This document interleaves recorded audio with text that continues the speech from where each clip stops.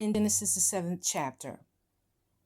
And the writer gives a date for the time that Noah and his family moved into the ark and when the ark was shut.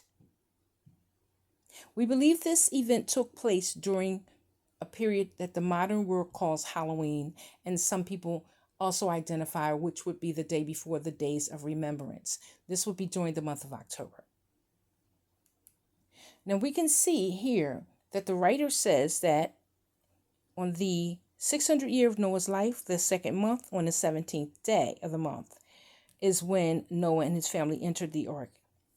And then it moves on to the next verse, which talks about shutting the ark. But we want to keep in mind that this is not the calendar that we're using today, and that ancient people used the moon phases to determine the days, which would be in line with Genesis 1:14. It says the second month, but we also want to keep in mind that the second month would not be February. The second month would be determined upon the movement of the universe. And for some, this is going to be uncomfortable, but we would use the zodiac for the month. And that would be during the second month, which would be during the month of what they call the Scorpio. And the Scorpio is the end of October and the up until the middle of November on our calendars today. Why are they using these months? They're using these months, they're using the lights from the universe to determine the times, because Adam was given a decree from God in Genesis 1:14 telling him to use the lights in the universe to determine the times. Let's take a look at that scripture.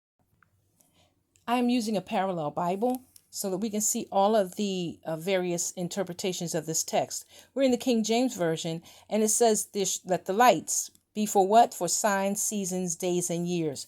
We move into the New International Version. It says what? Let the lights be for sacred times, signs, days, and years. We move over to the New American Standard, and it says here, we're going to use the lights for signs, seasons, for days, and years. It says here, over in the Amplified Version, it says we're going to use the lights for signs, marking seasons, days, and years.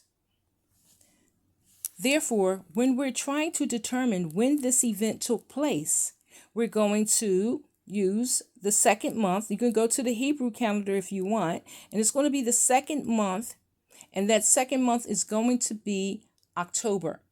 And if we count down from the full moon, count when the full moon appears, and we do 17 days, it's going to take place around the month of October, around what we know to be the Hallowed Eve.